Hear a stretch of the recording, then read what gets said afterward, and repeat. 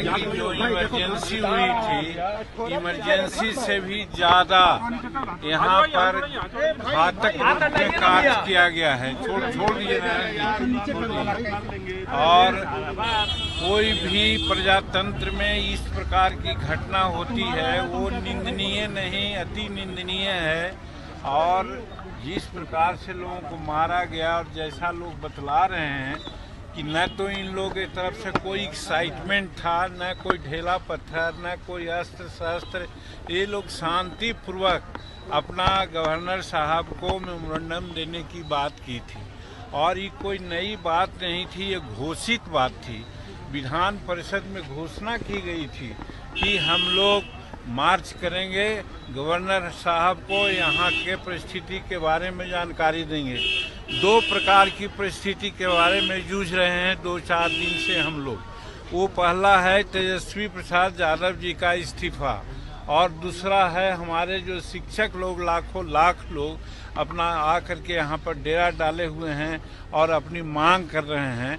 वो सब ये दोनों बात का समर्थन हम लोग कर रहे थे। तेजस्वी प्रसाद के बारे में तो हम लोगों ने मुख्यमंत्री को कहा कि जब जीतन मांझी 2005 में मंत्री पद का शपथ लिया था और जब कहा गया कि वो दागी मंत्री है तो आपने 4 घंटा के अंदर इस्तीफा ले लिया। फिर दूसरी बात, अभी हाल में देखे होंगे कि मेवालाल पर किसी प्रकार की घटना घटी तो उनसे भी आप इस्तीफा ले लिए और 4 महीना के बाद बेचारे की मृत्यु हो गई। इस प्रकार से कई एक ऐसी घटनाएं घटी थी। अपने को सुचिता का प्रमाण मान करके कहते थे कि हम बहुत ईमानदार और बहुत ढंग से काम करने वाले हैं। अब तेजस्वी प्रसाद जी के बारे में भी 2016-17 में जब चार्जशीट हुआ था तो आपने कहा था कि तेजस्वी प्रसाद हमको स्पष्ट करे और न स्पष्ट करेंगे तो समर्थन वापस आपने ले लिया था और दूसरे के घोड़ा पर चढ़ गए थे। हमारा कहना है कि आज वो जमीर आपका कहाँ गया? आज तेजस्वी प्रसाद से क्यों नहीं इस्तीफा लेते हैं? तो इस संबंध में भाजपा के लोग और हम लोग जो एनडीए के लोग हैं सब यही कह रहे हैं कि भाई उनसे इस्तीफा लीजिए और नहीं तो आप खुद इस्तीफा दीजिए, एक बात। और दूसरी बात, जो टीचर लोग हैं जिनको आप 4 लाख 5 लाख टीचर हैं, अपनी मांग के लिए आपसे प्रार्थना कर रहे हैं कि हमको सरकारीकृत कीजिए। बात भी सही है, जब आपको ज़रूरत है तब न शिक्षकों की बहाली की और शिक्षकों की बहाली बाज़ाब्ता जो प्रक्रिया होती है उसके अनुसार आपने किया है। वैकेंसी निकाला है, बोर्ड गठन किया है, उसके बाद पैनल लिस्ट बनाया है और फिर इन लोगों की नियुक्ति की है। आज जब इन लोग नियुक्त हैं, इनकी ज़रूरत है तो सरकारीकरण करने में सरकार को क्या दिक्कत है? इसलिए इन लोग भी मांग रहे हैं, सरकारीकरण की बात कर रहे हैं और बहुत इन लोग भी कोई अन्याय नहीं कर रहे हैं, कोई हिंसा की बात नहीं कर रहे हैं, बावजूद इसको इन लोगों पर भी लाठियां बरसाई जा रही है। तो ये सब के विरुद्ध में एमएलसी लोग खास करके विधान परिषद में निर्णय लिया था कि हम राज्यपाल महोदय को कहेंगे।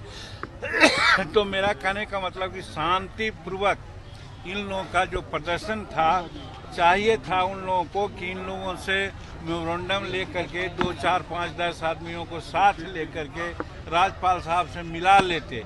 हम लोगों ने भी ऐसा कई एक बार किया है, उस समय हुआ कि मिलाया गया, हम लोगों ने बात की राज्यपाल महोदय से, तो ये घटना घटती नहीं। लगता है कि ये प्री प्लानिंग था कि हम जो आएंगे प्रदर्शनकारी उनको हम मारेंगे और बुरी तरह से लोग मारा है। लोग हम समझते हैं कि जनतंत्र में इसकी जगह नहीं है जो किया गया है। इसलिए हम तो यही समझते हैं कि ये माननीय नीतीश कुमार जी का एक कातिलाना हरकत है।